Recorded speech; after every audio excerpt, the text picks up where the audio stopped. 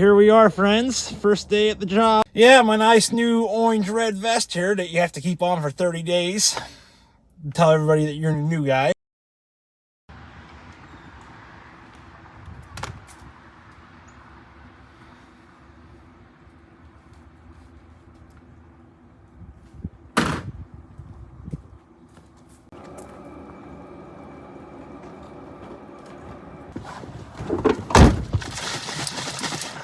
What's up, guys? Hope you're doing well out there. So, yeah, if you guys haven't put the picture together yet, I am no longer employed there. I was hoping it would last a little bit longer than what it did. My plan this winter was to work this job that I just had. So I got put back in the receiving department, and I think the reason I got placed back there was because I kind of look a little bit like I can handle picking up some boxes and stuff, you know. But it just wasn't a good fit for me. More or less, the paperwork, whole part of it. If it was just unloading trucks and stuff like that, I'd have no problem doing it. But here's the thing. There's hundreds of thousands of boxes that come through that place. And to know that I'm going to have to touch every single one as far as taking the paperwork off the box and then matching, you know, there's 3 numbers that you got to look for, and then you highlight them, and then you find the numbers on the... You're reading these papers and you're highlighting stuff all day long, and you would think that the numbers pop out right out at you at each slip that you look at. No, they don't. And I haven't seen that many slips, but I'm sure the more that you do, the easier it gets. But even with that, guys, up and down, back and forth, and tearing slips off boxes all day, and then after you identify the numbers and you get them all traced out, it's like playing tic-tac-toe. That's about what it was like to me.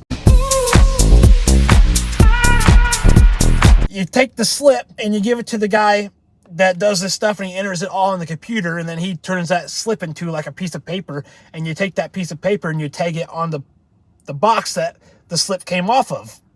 And if there's 8 products in that thing, like if the shipment came in with if the shipment had 8 boxes, the whole thing, then you get 8 pieces of paper.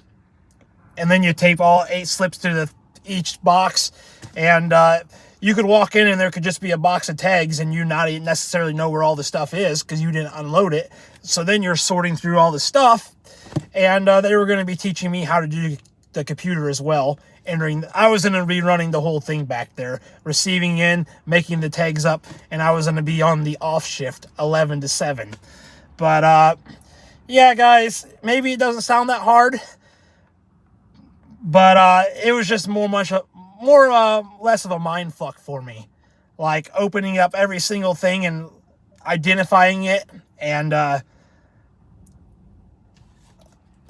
was having a time. And if I walk a lot, and I have to walk a lot to get to this point, my legs rub together, and then I start waddling. If any gentlemen out there know about the shaft where you can't walk, well, I was by that point by 11:30 yesterday. I couldn't walk.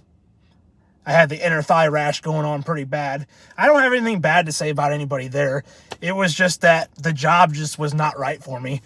And I tried to make it work, guys, but I don't like a whole crap load of, I don't mind some paperwork, but I can't. I just need to stop talking right now because it just sucked. You guys just have to take my word for that. I tried to push through, knowing that I really wanted the money, but quite honestly, I'd rather pick up pop cans on the side of the road or not even have a job than to do that job. So, yeah, I did meet one of the supervisors in the hallway, and I tried to get my job changed. I said, hey, man, is there any way you can put me on a parts washer? Because that's really what I wanted to do. I just wanted to wash parts all winter. Just whether you're dipping them or running them through like a big dishwasher, but you're like loading parts trays through.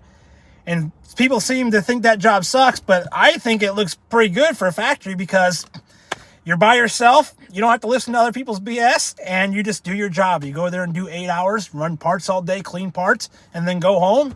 And I would have even had no problem being the janitor or the janitorial position there, cleaning toilets and taking trash out and mopping floors. Anything besides the receiving, but it's the way it worked out, friends. So, Well, I'm no worse off than I was 3 days ago. How about that? I got to do my taxes before I can get out of state, file all my W-2s, and my tax return isn't going to be big enough. I can already tell you that right now. But my plan could possibly be to use my tax income money and the other money that I do have, and to get back to gold prospecting, wintertime gold prospecting and filmmaking. And quite honestly, while I'm on the subject, I don't really even like to tell people what I'm doing, even though I'm sitting here and telling you guys what I'm doing. But if I tell anybody in my family what I'm going to do as far as hitting the road, it's never going to be a great idea. And I'll have to hear the other end of that. So when people ask me what I'm up to around here, I just usually tell them nothing.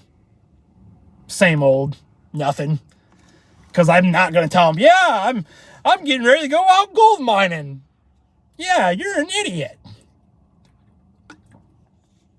Anyways, that gold price is $4,000 an ounce. Literally, to make $4,000 at that last job that I was just working at, it would at least take a couple months. I am confident in my gold prospecting skills. With prospecting, it just takes a little bit of time. Sometimes it takes time to find a good deposit. But when you find a good deposit, it can be very rewarding. And you're never going to find it if you're not looking for it. And with the gold prices up as high as they are now, even the dust is worth something. And I know I can find dust at the least. But I want a little bit more than dust. But the dust can keep me alive. That's what I'm saying. So, yeah, guys. That's where I'm at right now.